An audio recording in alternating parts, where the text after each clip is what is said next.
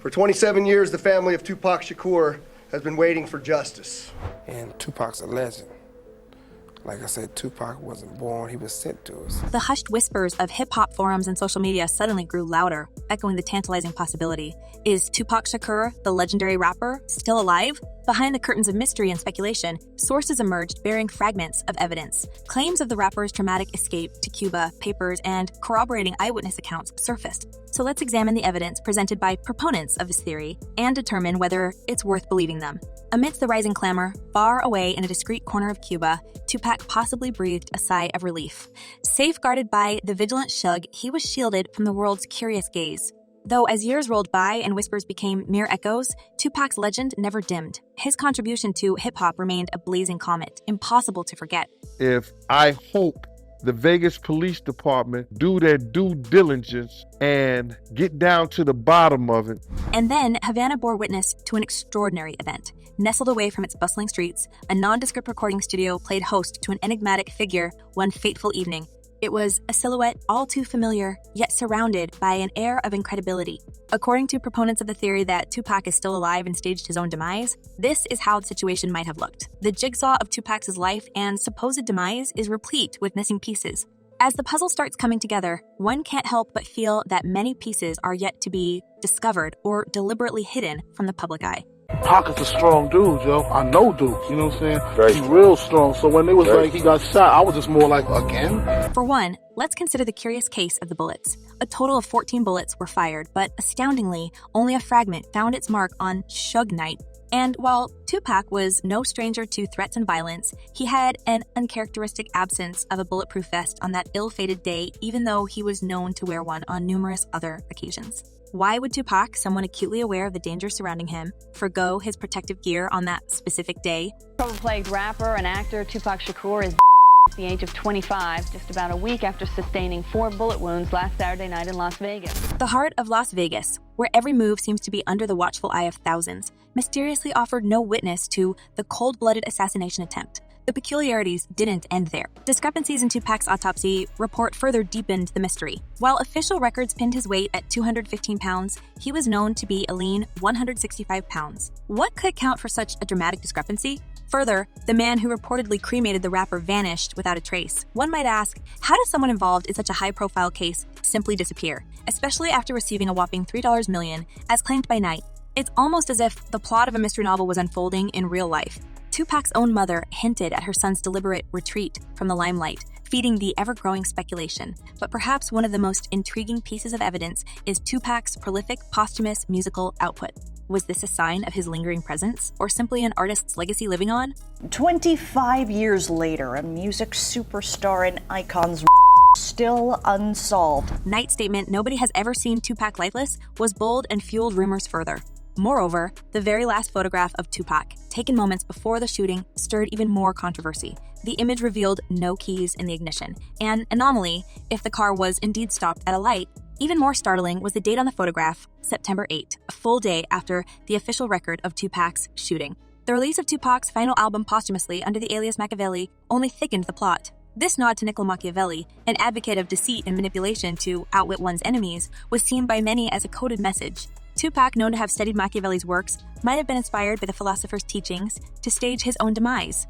The recurring symbolism of Tupac likening himself to Jesus through the album art and the original title referencing resurrection cannot be dismissed as mere coincidence. Connecting these dots leads to an audacious conclusion. Tupac Shakur is very much alive and in exile in Cuba. Indeed, Tupac's escape was an elaborate ruse to escape the intense glare of fame. His aunt, already in Cuban exile, possibly played a pivotal role in his safe passage. Over time, many, including the formidable Suge Knight, have hinted at Tupac's continued existence. Citing reports from various corners of Cuba and even Belize have kept the myth alive, with some suggesting his secret life is played out in the shadowy lanes of old Havana. Could the whispers of him sharing moments with global celebrities like Beyonce and 50 Cent be true? A storm brewed on social media, fueled by the startling claim of Michael Nice. The revelation, reminiscent of a plotline from a dramatic espionage thriller, did more than just reignite speculation. It sowed seeds of doubt in many minds about the rapper's tragic end. If Michael Nice's narrative is to be believed, the entire incident leading up to Tupac's supposed demise was an elaborate orchestration.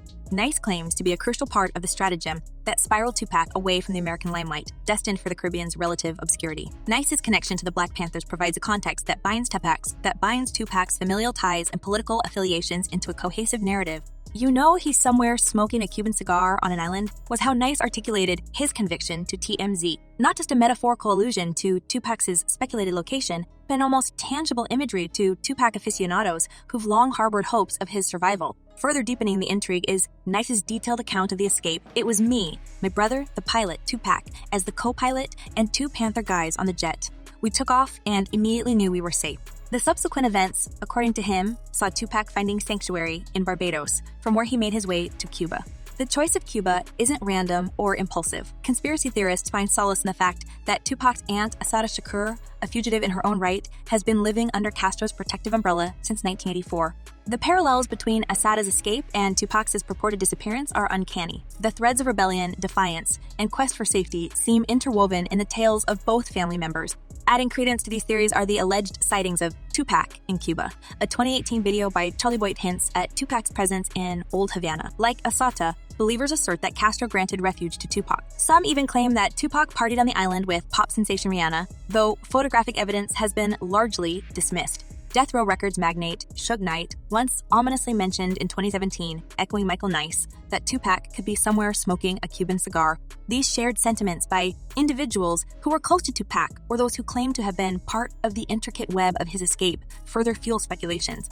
The Shakur-Machiavelli connection is also explored by conspiracy enthusiasts. Tupac's reverence for Niccolo Machiavelli, the political philosopher, is said to be the philosophical bedrock on which the grand design of his demise was conceived. While Machiavelli's actual writings don't advocate faking one's demise, the semblance of such a strategy and Tupac's sudden change to the stage name Machiavelli post-prison has given Boris ample fodder. In the end, despite all these theories and anecdotal evidence, one fact remains: Tupac Shakur was officially declared dead on September 13, 1996. As the world commemorates the 25th year of his passing, the speculations surrounding his demise or life, as some may argue, continue to surge. And perhaps somewhere, whether it's on a quiet Cuban street or another corner of the world, Tupac may be watching, his legacy living on, immortalized in the very mystery that surrounds him.